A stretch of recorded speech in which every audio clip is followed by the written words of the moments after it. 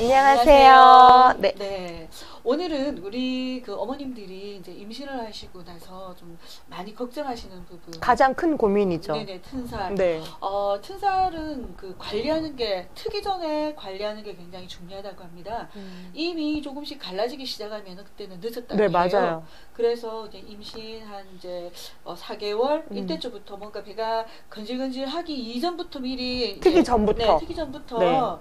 그걸 마사지를 하면서 관리를 하면은 이제 그때부터는 살이 트지 않는데, 제 같은 경우에는 튼살 관리를 잘 못해가지고 출산 이후에도 굉장히 보기가 싫어서 왜 제가 관리를 안 했을까 너무너무 후회가 막심합니다.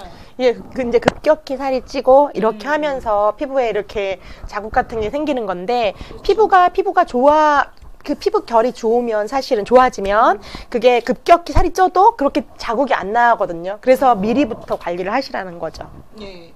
그래서 이제 튼살 그 오일에 들어가는 것들은 주로 피부에 어떤 세포 재생을 주는 그런 오일과 탄력을 주는 오일, 그리고 또 건조하지 않도록 이렇게 수분을 공급할 수 있는 그런 오일들로 이렇게 구성해서 이제 만들어 봤습니다. 그래서 들어가는 것들은 먼저 베이스 오일로 호호바 오일을 준비했고요. 이 호호바 오일은 왜 인간의 인체의 피지 성분과 가장 예, 유사한, 잘 맞고 피부에 발랐을 때 흡수가 가장 잘 된다라고 하죠. 네. 이 흡수가 잘 되는 호호바 오일에 이제 아보카도 오일이 있습니다. 아보카도 오일 같은 경우에는 굉장히 건조하고 갈라진 피부, 그런 피부에 도움이 많이 됩니다. 아보카도가 상당히 건조한 데서 이렇게 자라잖아요. 네. 그리고 이제 이 오일은 왜 겨울에 발 뒤꿈치 갈라졌을 때 그럴 때 발라줘도 되게 좋고요. 그러니까 튼살에 아보카도 오일을 이렇게 같이 브랜딩해서 발라주면은 굉장히 피부가 촉촉하게 되면서 도움이 되고요. 그 다음에 로즈잎 오일이 어디에? 네. 로즈잎 오일. 이쪽에 있습니다. 네. 이 로즈잎 오일 같은 경우에도 피부 탄력과 재생에 많이 도움이 되는 오일입니다. 네. 그래서 이 로즈잎과 아보카도, 호호바 오일을 좀 넣어서 많이 들어가네요, 오일이. 네. 좀 금액도 좀 있는 오일들인데.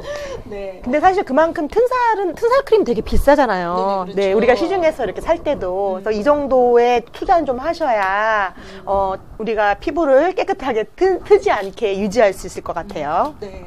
그래서 여기에 보면은 주로 이제 호호바 오일 같은 경우에는 피부에 발랐을 때 대체적으로 라이트하게 잘 쓰입니다.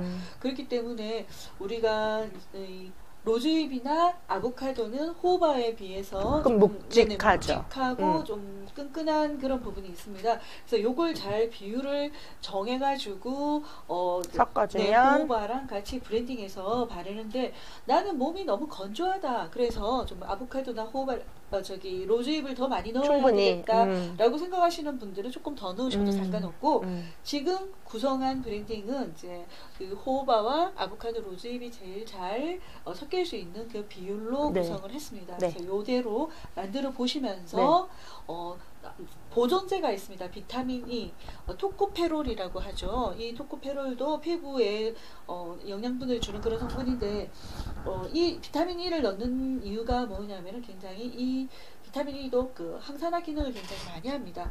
그래서 아보카도나 로즈잎 오일 같은 경우에는 산화가 잘 산화가 되는 됩니다. 오일이죠. 안에 들어있는 영양 성분이 굉장히 많이 있기 때문에, 식물성 오일도 영양 성분이 많이 함유된 오일들은 산화가 빨리 됩니다. 그래서 빨리 산화되는 것을 막아주기 위해서 보존제 역할을 하는 넣습니다. 그래서 우리가 이제 브랜딩을 한번 해보도록 하겠습니다. 네.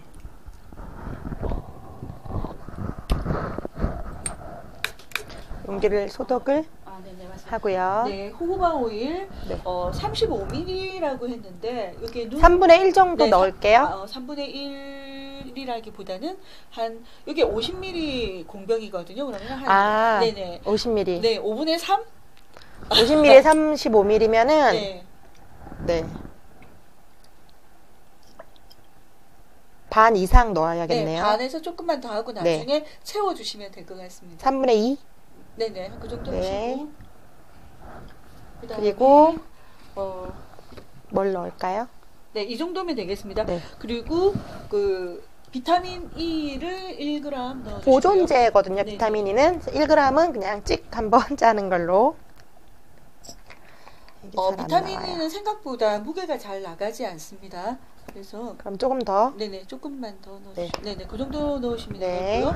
나머지는 아보카도와 로즈잎을 이렇게 분배를 해서 로즈잎을 조금 더 아보카도를 조금만 왜냐하면 아보카도가 묵직해서. 로즈잎보다 더 묵직하기 네. 때문에 너무 이제 아보카도가 많이 들어가면은 좀 끈적끈적한 느낌이 좀 들죠. 네. 이렇게 넣는데 만약에 나는 좀 더 건조하다. 건조하다 할 경우에는 호호바 오일을 조금 줄이고 아보카도나 로즈잎을 조금 더 첨가하시면 되겠습니다. 만약에 좀 더 정확하게 하시고 싶으신 분은 이제 계량해서. 이런 저울을 활용해가지고 하셔도 되고요. 저희는 저울이 있지만 네. 하시는 분들 편하시라고 초보자분들 편하시라고 조금 눈대중으로 더 이제 해봤어요. 시원하게 원활하게 좀 만들어 보시기 위해서 이렇게 만들었습니다. 네. 자, 여기에다가 들어가는 에센셜 오일은 에센셜 오일은 라벤더 한 방울, 만다린 4방울. 자, 네. 만다린 같은 경우에는 아주 순한 오일입니다. 에센셜 오일인데 만다린 에센셜 오일 같은 경우에는 신생아, 그러니까 아주 영아부터 시작해서 임산부 임신 기간 내내 사용할 수 있는 오일이 만다린 오일입니다.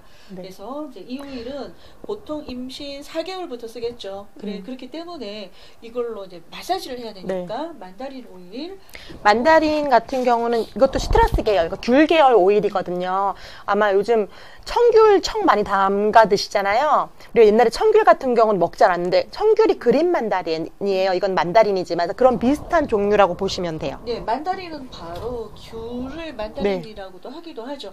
다른 말로 텐저린이라고도 합니다. 네. 근데 귤의 이름이 참 다양해요. 네네. 근데 텐저린은 실제로 좀 잘 먹기가 어려운 그런 그 맛이 우리 입맛하고 잘 안 맞나 봐요. 그래서 금귤, 낑깡, 이런 비슷한 그런 먹기가 좀 어렵고 만다린 같은 경우에는 이제 귤로 생각하시면 될 것 같습니다.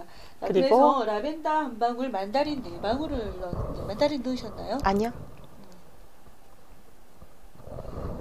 라벤더는 피부 재생에 효과가 있고 네.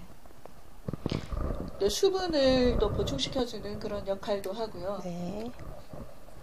그리고 라벤더를 많이 쓰지 않는 이유는 이제 꽃 그래도 오일이니까. 네네, 임신 초기에는 네. 꽃에서 나는 에센셜 오일은 좀 사용하는 걸 이거는 좀 필요하기 초기부터 때문에. 바르시기 때문에. 네네, 그래서 한 방울만 쓰고 나머지는 만다린으로 채웠습니다. 그리고 말씀드린 것처럼 귤 계열 오일은 임산부들 초기부터도 써도 가장 안전하기 때문에. 네, 그리고 이런 만다린이나 오렌지 같은 경우에는 임신 초기에 입덧할 때 이제 향기를 맡아도 굉장히 좋습니다.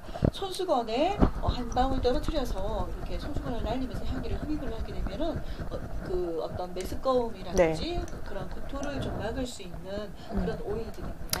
입덧 같은 경우는 사실은 아기가 자궁에 잘 착상했다는 그런 증거래요. 그렇죠. 그래서 입덧이 나쁜 건 아닌데 이제 심하면 우리가 괴롭잖아요. 특히나 입덧이 심하면 차 탔을 때 멀미도 하고. 그렇죠. 그럴 때 이런 시트러스 계열 오일을 이용하면은 좀 그거를 이렇게 눌러줄 수가 있어요. 그렇죠.